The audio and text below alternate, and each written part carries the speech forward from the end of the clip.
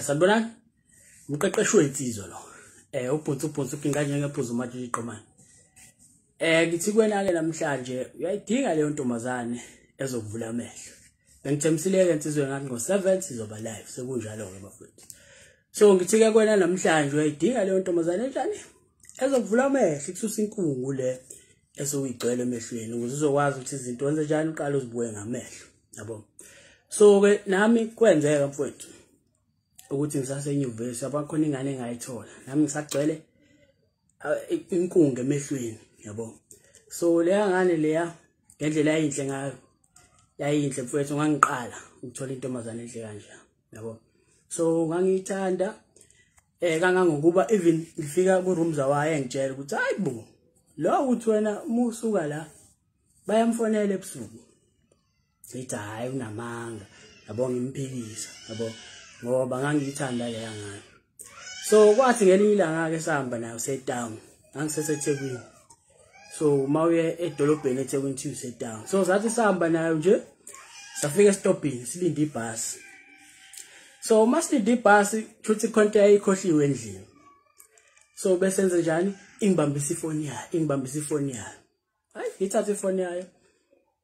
Igijima mhlabe ngejubane ibele endlini. Angisazi ukuthi kwakuyini leyo elanda. Okay?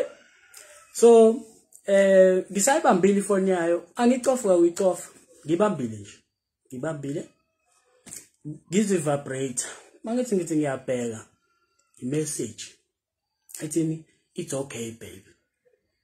Awu ngiqale ngithuke phela manje. Okay baby ngoba angisendanga le message. Ngikaze nje ngisende i-message esho njalo.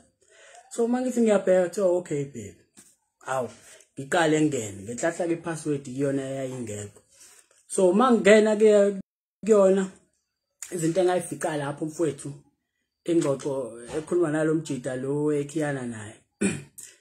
Yabona, it was disgraceful, devastating. Noma liphi igama lesimiso licabangayo, yabo. So kwakunzima. So angikholwanga mfowethu ngaphoxeka izinto ababezikhuluma ithombe kwakuyimess yodwa mfowethu, yabo. So kwathi mebuya ngayivala ifoni yakhe kahle ngayibamba qoba ngiyibambile. So mangabe buya ngikwenye imuthi manje shintshile ngibhubeze uqobo, yabo. So siyagibela ebhasini uyangibuza ukuthi wenze njani? Ngiyabona ukuthi hayi akho lutho. But wayibona ukuthi hayi khona osekushintshile la, yabo. So hayi sihambe naye, yabo. Sihambe ngangiyithathile inamba yalo mjida ngoba ngathi okungcono ngithathe inamba yakhe ngoba sengiyamazi naye lo mjida naye kufanele angazi. So njengakho ngisho ukuthi la ekhaya kamqeqeshi wensizwa ikhaya lenjabulo leli. Siphila ngamaphutha ngoba ngaphandle kwamaphutha mfowethu asiyilutho. So ngikwenzile amaphutha engakho amanye ngikwenze mina qobo lwami. So engakho ngingafuni ukuthi wena ngingafuni ukuthi uwenze waphinda, yabo. So ngithatha inamba lomjida lo ngifuna naye angazi phela ngoba nami sengiyamazi ngale, yabo. So ngiyasho ukuthi ngiyabhayiza lapho. Hayi kuhamba isikhathi. So sithi mase sibuyele nje endlini kahle, hayi ngingamtshela lutho. Bese kuthi emva kwesikhathi ngimsendele izithombe lomjida lo. Thatha ifoni yami ngimsendele izithombe sinaye. Unkosazana lo ngimsendele izithombe, ngiyasho ukuthi ngiyabhayiza lapho, yabo. So ngakho ngithi amaphutha sifunda kubona. So ngimsendele izithombe ngifuna naye angazi. So lo mjida ayibone lezi izithombe lezi. So wathula for 2 days. Wathula nje for 2 days futhi naye wesa shocked ukuthi ayibo yini lento ayibona, yabo. So wathula for 2 days. Kwathi ngosuku lesithathu wabuya. Wangitshela wathi hayi futhi noma ungenzani intombi yami le. Hayi nami ngimtshela ngithi hayi futhi ke nami intombi yami le, yabo. So salokhu siphikisana naye mfowethu silo sixabana, yabo. Kwathi ke emva kwesikhathi wamkhombisa lo. Wakhombisa intombazane ukuthi hayi nazi izithombe ngithole kulomuntu kanje kanje. Hayi ngitshela ukuthi ama voice notes engawathola lapho kuleya ngane inhlamba engayithola mfowethu yayithutha lapha, yabo. So kwathi kuhamba isikhathi ke sahlukana nayo yangiblocka nje kwaphela isonto lonke singakhulumisana.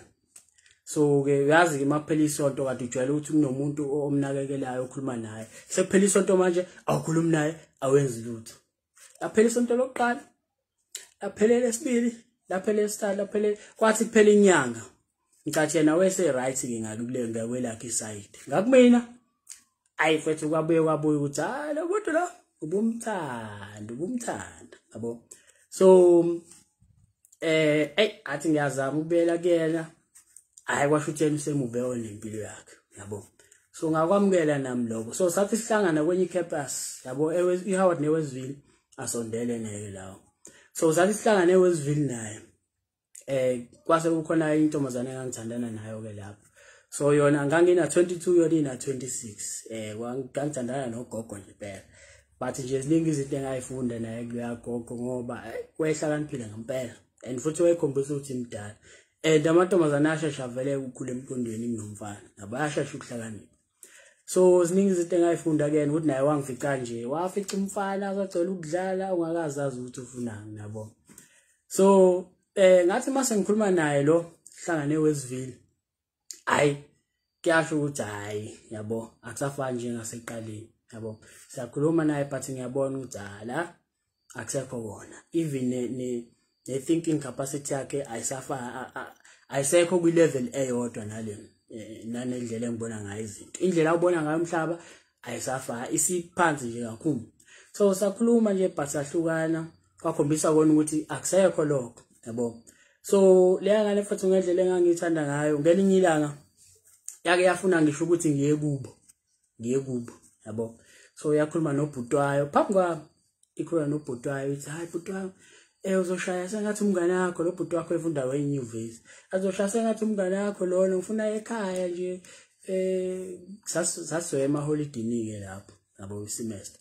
So wathi hayi ngifuna bekubone ngifuna nje ayekhaya ngihlale naye ngimbone ukuthi yenqena ngithi mase swema holiday sasike sikwazi ukuthi sibonane. Wavuma ubhuti wakhe but ngangisho ngaphakathi hey mase lo mthida ngihamba naye sesifika lapha yakubo nalentombazana mhlambe sekuhluleka sekuyisebusuku besethi into besethi umfowethu lona ke sekuhleli kuyadliwa bese lo mthida ke mfowethu awuchazeke ukuthi ungaze laphi sahlangana naphi nawe yabo sengithwala inkinga. So sengiyashawa lapha le kude entabeni sengithwala inkinga yabo. Subona ngesolweze lapha ekutheni kuthiwa ushawe ufike nesoka lasenyuvesi balishaya baze balishisa yabo. So ngagcina ngahambanga ngayo. So yenye izinto lezo yaba ukuthi ngithandele yangani ngoba efuna ngisho ngisakubo yabo. But nje indlela okwaphetha ngayo lezi zinto zokuthi abantu bachithana nani ngangazi but nje ngendlela engangithanda ngayo ngangakunakile konke lokho yabo. Ngoba yafika uthando lusagcwele amabhakede njengoba kade ngikukhuza izolo ngithi Musa ukuba nothando oluningi olugcwele amabhakede umuntu angenze njani akazakhele. So yona yenze njani yathatha yangena phakathi emabhakedeni lawo uthando yadida kuona yakuchitha yathela ngawo yabo. So ingakho ngithi yangivula amehlo leyangani ngoba ngaqala ngabuka izinto ngenye indlela. So salo speaksana nalo mjidayi lo mjida ugcina siyibona lento uthi yazi kumuntu osikhathile nalo yabo. So sagcina sesabangana nalo mjida ngoba sathi sesibona ukuthi hayi kumuntu ofethu owayesikhathile yabo. Mina nawe ayikho into esiyibanga but umuntu osikhathile. So sagcina sezwana nale yansizwa but nje kuningi nje ngafunda kuleya ngane ngaqala ke nami izinto ngazibuka kwasuka ulwembi. Ingakho ngithi kwena uyayidinga leyo ntombazane nje yodwa hayi umuntu ozofika amosha impilo yakho.